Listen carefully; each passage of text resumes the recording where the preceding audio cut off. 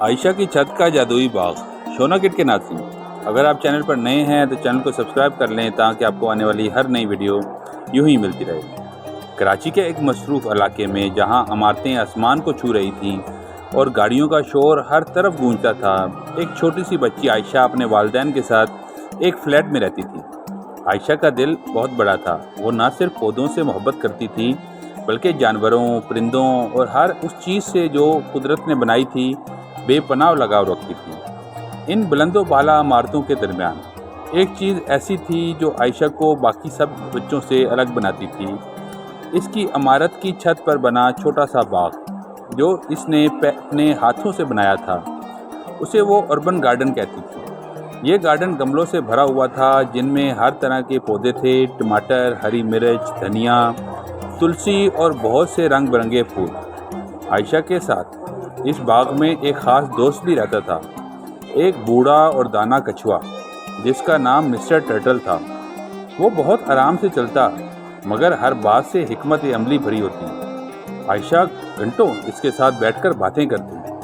ایک دن جب سورج پوری آب و تاب پر سے چمک رہا تھا، عائشہ نے دیکھا کہ اس کے پودے مرجھائے ہوئے لگ رہے ہیں، پتے لٹک رہے تھے، پھول سکڑ چکے تھے اور مٹی خشک ہو گئی تھی۔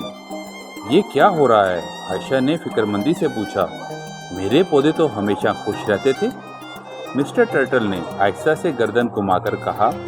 پودے بھی محبت اور توجہ چاہتے ہیں جیسے ہم، ہو سکتا ہے کہ کسی اور چیز کے منتظر ہوں۔ عائشہ نے سوچا، کیا میں نے انہیں وقت دینا کم کر دیا ہے، یا شاید انہیں صرف پانی نہیں بلکہ اور بھی کچھ چاہیے۔ اس رات وہ اپنی ڈائری میں لکھتی رہی، پیارے باغ، کل ہم تمہیں دوبارہ خوش کریں گے، میں تمہارے لیے کچھ خاص لے کر آؤں گی۔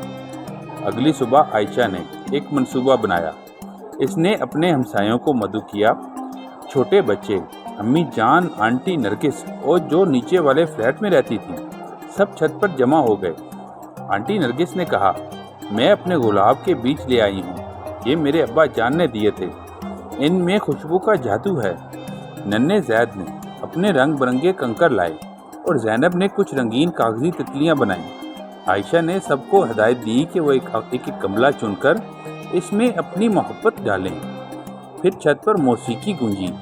امی جان نے دف بجانا شروع کی، بچے تالیاں بجا رہے تھے اور مسٹر ٹرٹل اپنی رفتار سے موسیقی کے ساتھ جھوم رہا تھا۔ دوپہر ڈھلنے لگی تو اچانک بادل آ گئے، نرم بارش شروع ہوئی۔ عائشہ نے کہا، یہ قدرت بھی ہمارے جشن میں شریک ہو گئی ہے۔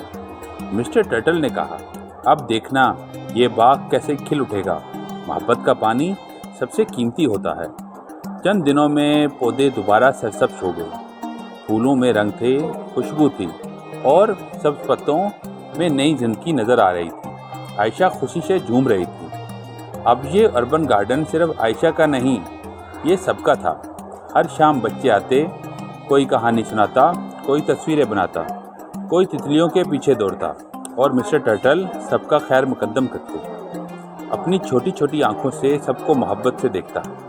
عائشہ نے اپنے دل میں سوچا، یہ صرف پودوں کا نہیں، محبت اور دوستی کا گارڈن ہے۔ اور اس دن سے اربن گارڈن صرف ایک چھت پر بنی جگہ نہیں تھی بلکہ ایک پیغام بن گئی، محبت، تعاون اور فطرت کے ساتھ جینے کا۔ شونا کٹ کے ناظرین، اربن گارڈن کی یہ کہانی اگر آپ کو اچھی لگی ہے تو اس کو لائک کریں اور اس کو اپنے دوستوں کے ساتھ بھی شیئر کریں۔ کل ملتے ہیں ایک نئی اور خوبصورت کہانی کے ساتھ، تب تک اپنا خیال رکھیں۔ خدا حافظ۔